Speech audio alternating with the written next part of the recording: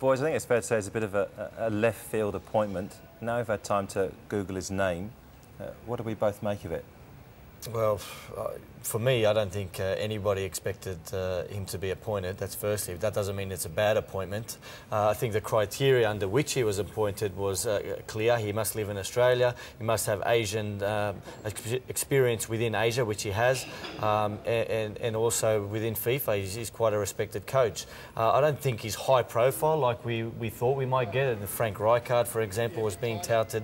But I think it's more of a wait and see kind of thing. We'll have to wait and actually see how he performs. We've got a few games coming up, like we just mentioned, and then we can maybe assess it a bit further. Look, it was definitely a surprise decision, but I think one thing's for sure, Australian public, they give everyone a chance. He's going to get his chance to win over the Australian public. He said that he's going to make changes, he's going to bring in young players. This is what everyone's been waiting for. We've been talking about it for years now. That's what he has to do, in your opinion? He's got no choice. That's what he has to do. And if he says he's going to do it, he has to go through with it. We've got 4 years to get to the next World Cup to qualify, and we need to see in 4 years players developing and being international players. Rumour has it he's a good friend of Hans Beckenbauer, and suggestions that the appointment will help the 2022 World Cup. Beckenbauer has some say in that. Do you take that view? Well, you know, I don't think he was appointed for that reason. I don't think so. If it happens that way, it happens that way. I mean, that could be an added bonus. But look, the more important thing for us is that he does the job for the Socceroos. And I think, you know, like Spider said, if he starts bringing up the youth, I've got a few doubts about whether we've got the quality coming through. That's a serious doubt. But if he can develop some players into being Socceroos, that's going to be, you know, his main job. And of course, we wish Holger all the best here on World Football News. Now, one man who will have plenty to do with our new Socceroos boss is the national captain, Lucas Neill, and he joins us now live from Turkey. Lucas, thanks for joining us here on World Football News. Merhaba, guys. Nice to be here on a nice summer's day. Yeah, it looks beautiful. Lucas, you were in Slovenia when Holger was revealed as the new Socceroos coach. What was the reaction amongst the players? Yeah, it was a weird one because it was the morning of a game, so everybody was focused on the game, but we all saw his CV, his background, what he's done for football in the past, so we're all very optimistic. Lucas, as the national captain, what do you personally make of the appointment, and have you had a chance to chat with him yet?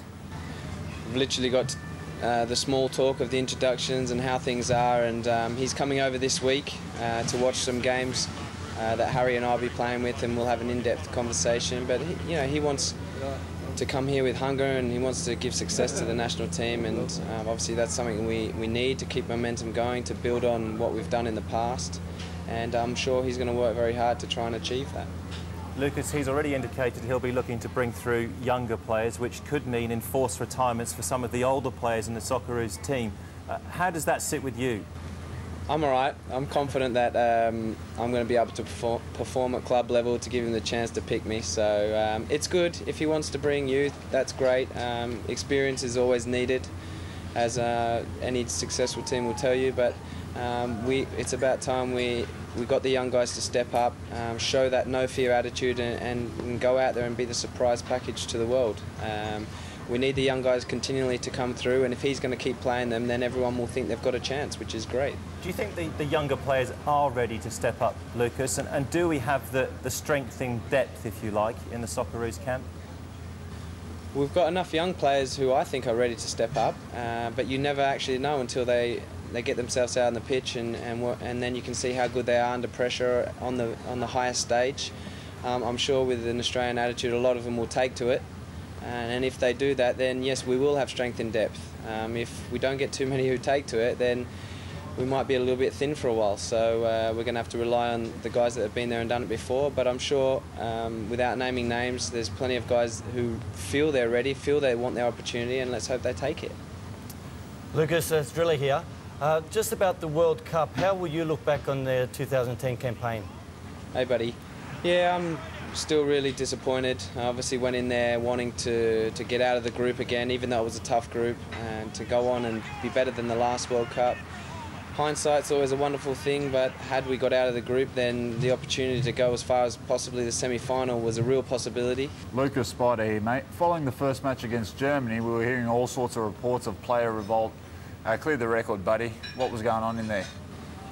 Yeah, mate, look, honestly, like anybody who's lost a game 4-0, especially in a World Cup, there was plenty of angry words and disappointment, but none of them were directed towards each other. It was just pure frustration that we'd worked so hard and then just basically thrown it all away in one game. So we all got round together and just tried to pick up the morale and the confidence of the team again. There was no one was questioning anybody's ability or anybody's effort. It was just one of those bad days at the office, which you can't afford to do in a World Cup. And we all got together, just said exactly what we're going to need to do for the next 7 or 8 days to try and pick things up, to try and give ourselves a chance of getting out of the group still.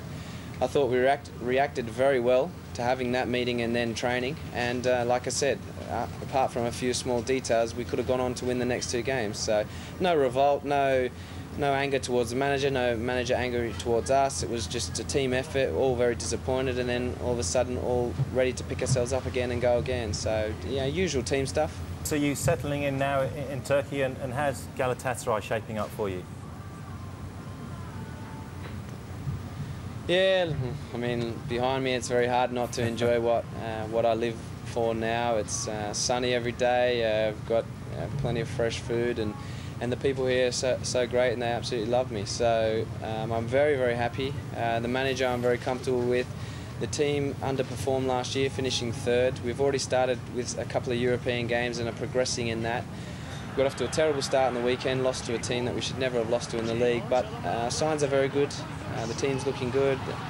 Our friend Harry is free from injury and looking very sharp, looking hungry and wanting to score goals. I feel good, although I've only been in training for 2.5, 3 weeks and having to get my fitness, as it were, into European games and a national team game, so it's not ideal, but I'm very hopeful for the season. But our rivals Fenerbahce and Besiktas have fought very well in the summer. Obviously Guti to Besiktas from Real Madrid, and the guys have strengthened well, and we've not strengthened as well, so let's hope that we're consistent. We have a good enough team as it is, and we can kick on and try and win the league.